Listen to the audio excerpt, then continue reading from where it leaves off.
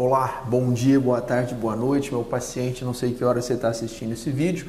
Meu nome é Alberto Condé e como diretor da odontologia, hoje eu vou falar muito para você sobre o termo de consentimento livre esclarecido. Faz parte da nossa política de consentimento informado. Quer dizer que o documento que é entregue a você, eu vou colocar quais são as informações que são importantes nesse documento para que você tenha autonomia de questionar, e até que você venha a conhecer todas as vantagens, desvantagens e os riscos de cada um dos procedimentos. Então, e para começar, eu vou falar hoje sobre o termo de consentimento livre esclarecido de cirurgia.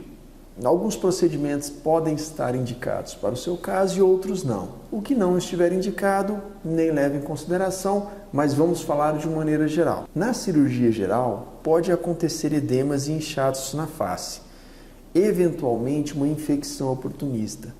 Isso e outros eventos que podem se ir acontecer estarão sendo cuidados por nós. Basta você acessar os nossos canais de atendimento por e-mail, WhatsApp, Facebook, o telefone normal, ou vir aqui na clínica em horário comercial que você será atendida.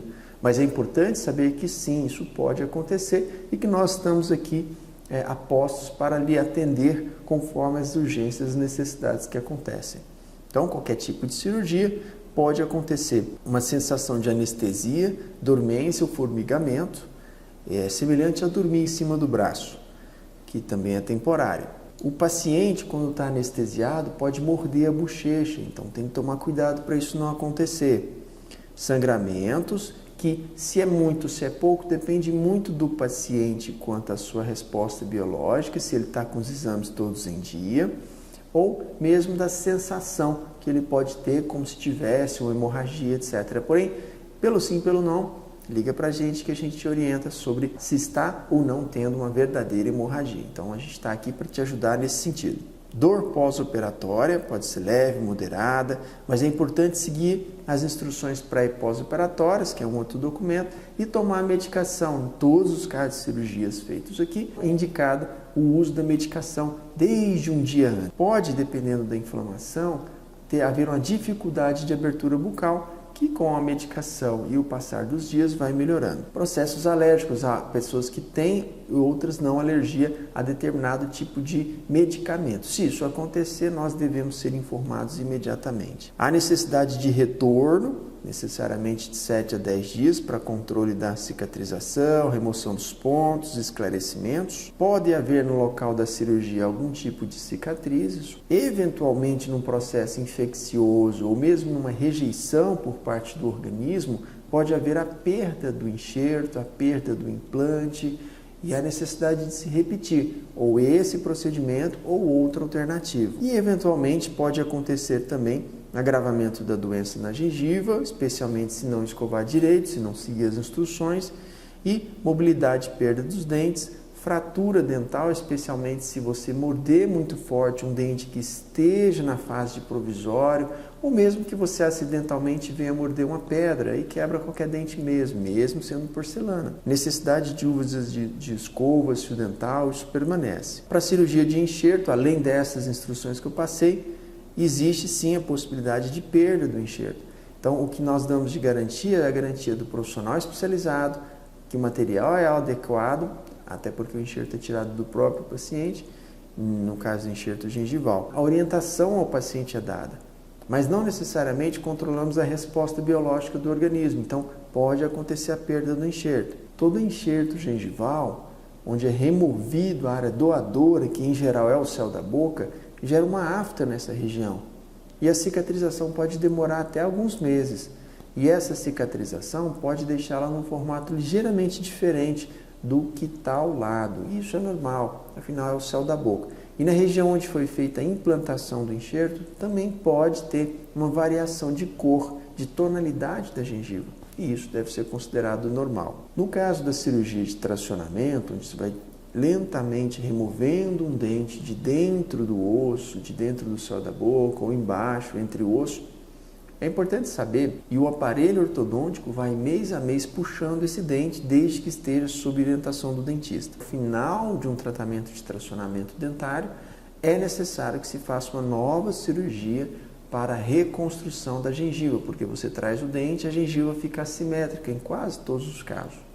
E outro ponto, que esse é muito raro, é a possibilidade do dente estar grudado no osso, que é o chamado de anquilose. Nesse caso, não há o que se fazer, é necessário fazer a extração e a instalação de implante. É eventual, isso é muito raro, é menos de 1%, mas geram custos adicionais ao paciente. O implante dentário. O implante, ele vem a substituir, entre aspas, a raiz do próprio dente, visto porque ele é uma peça de titânio e quando ele dá certo, ele só se integra ao osso, isto é, o osso se une ao implante. Porém, o implante é um processo cirúrgico de instalação, exige uma microcirurgia depois para a instalação de um intermediário, uma peça que vai unir essa raiz, entre aspas, com a coroa do dente, a peça que vem por cima. E é importante você ter noção de que o implante, feito da melhor maneira possível, apresenta uma taxa de 98% de sucesso. É importante saber que esses 2% inclui o que? A perda do implante e a necessidade de repetir a cirurgia. Isso pode acontecer com fatores oriundos da má disciplina do paciente, com ter falta de escovação, falta de retorno, etc. Mas pode acontecer também por uma reação imunológica do próprio paciente. E é importante estar disposto a estar repetindo isso e até às vezes gerando custos adicionais. Caso haja necessidade de instalação junto ou antes do implante do chamado enxerto ósseo, nós podemos tirar esse enxerto da própria mandíbula do paciente ou de outra região do corpo, ou mesmo nós podemos, dependendo do indicado, estar inserindo um osso heterógeno, isto é, um osso de um outro animal. No caso, é um osso bovino.